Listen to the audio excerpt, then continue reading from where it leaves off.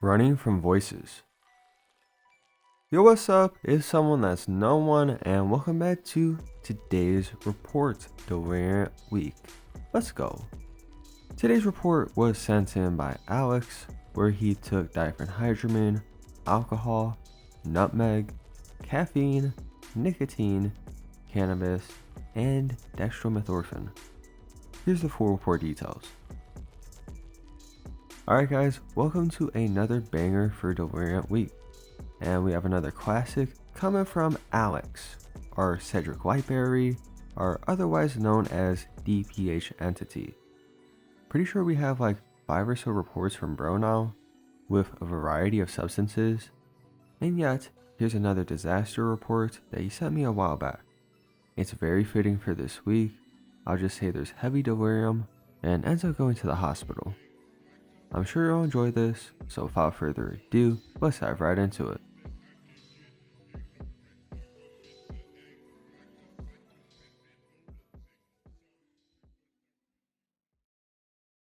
Trip report by delinquent. A psychosis triggered by mixing DPH with too many drugs. Age 26, sex male. Very experienced with hallucinogens. So basically, I had another psychosis from DPH. I took 650 milligrams with a can of beer, but I also had nutmeg, caffeine, nicotine, and weed earlier in the day. And the day before, I had 400 milligrams of DXM with 350 milligrams of DPH and a whole nutmeg. So those were still in my system. Long story short, for some reason, I decided to leave my house without a shirt on, wearing slippers on my feet, and I started jogging. I was new in the area, so I didn't know where the fuck I was going. I was hearing voices, and I don't remember what any of them said, but I do remember somehow being convinced that there was a bounty on my head, and whoever catches me first would get a 10,000 pound reward. So I was pretty much scared of every person I saw, but I was more scared of the voices that I couldn't hide from. I was lost in some street, so I was jumping over people's fences into their gardens. At one point, I hallucinated that I was at my parents' house, but they were being held hostage, and they would be shot if they let me in. The slippers on my feet were getting in the way, so I just left them and started jogging on concrete barefoot. I got some old guy to come out of his house and asked him to call the police so they can lock me up and protect me.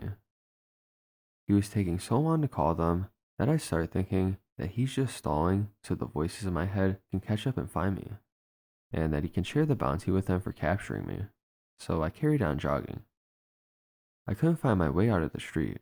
It felt like I was running in circles. Some guy in a car stopped when he saw me to ask if I'm alright. I couldn't trust him though. He could have been one of them. So I lied and said, "Yeah, I'm alright." I then passed 2 guys chatting, and I thought they were going to shoot me when I ran past them. So I was begging them not to shoot me and carried on jogging. I decided to ditch the street and ran into the countryside. I climbed on some big tree and hid there for a bit, until the voices found me again. While I was out there, they planted landmines in the ground, so I literally thought I could explode at any second. I then was stepping on thorns and stinging nettles. They hurt, but I didn't care. If the voices caught me, they would torture me way worse. At one point, I fell knee deep into mud, which felt like quicksand. I kept jogging, feeling severely dehydrated and tired, but I didn't care. I had superhuman stamina. When the police finally called me, they said they got a phone call of me running, and 3 hours later, I was still running. Eventually, the police finally caught me, handcuffed me into an ambulance. My feet were dirty and bleeding. The hospital said I went through 3 to 4 layers of skin on my feet.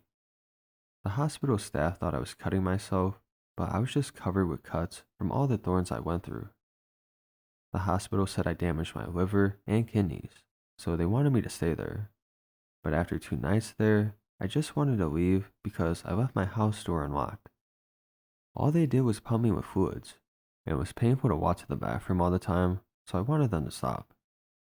I had DPH psychosis twice before, but never outdoors. Good thing it wasn't during the night. At one point, I was being chased by gypsies because I was running across their cabbage field. I thought they were mad at me because I stole their tea bag or something.